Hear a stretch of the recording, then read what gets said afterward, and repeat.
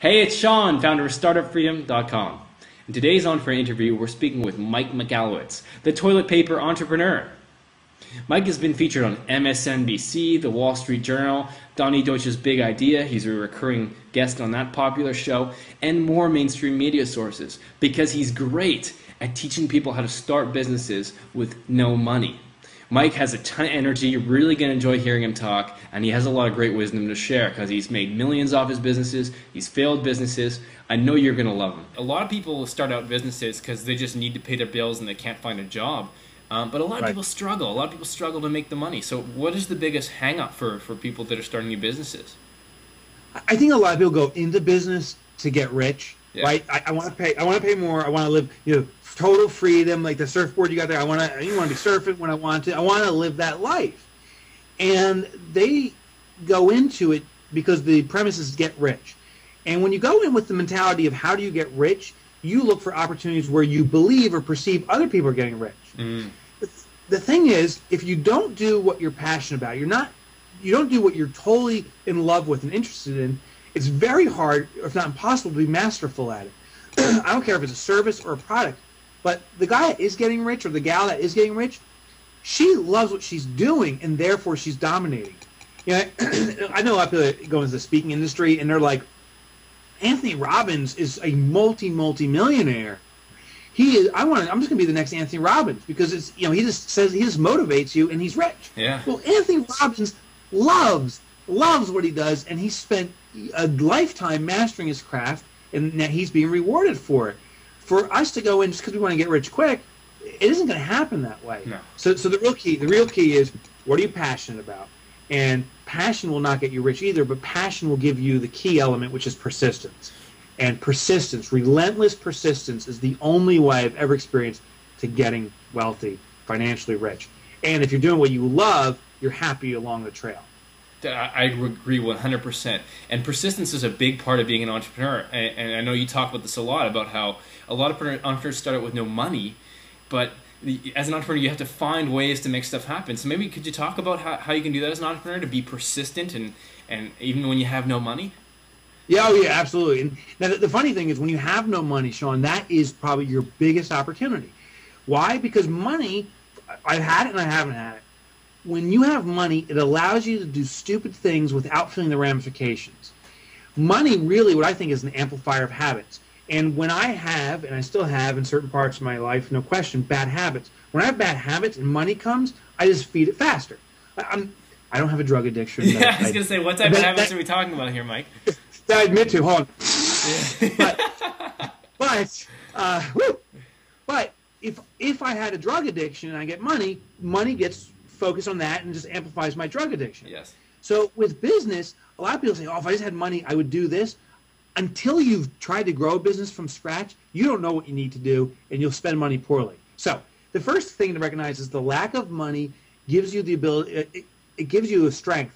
You have to make right decisions. And when you make wrong decisions, it burns because you can't afford rent or you can't buy lunch that day. You have to be very smart about the decisions you make when you have no money. But the other thing is, you don't go into patterns. Money allows you to do the easy thing. You see some other guy advertising, I'll advertise. If you have no money, you got to find alternative ways of doing it. And one great example is marketing, as we were just mentioning.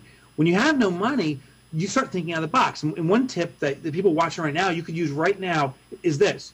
If you have no money, look at your competition. Go to their websites. Check, some of them are on billboards on the highway. Others have the yellow page ads. Look at that stuff. Then call the numbers they list.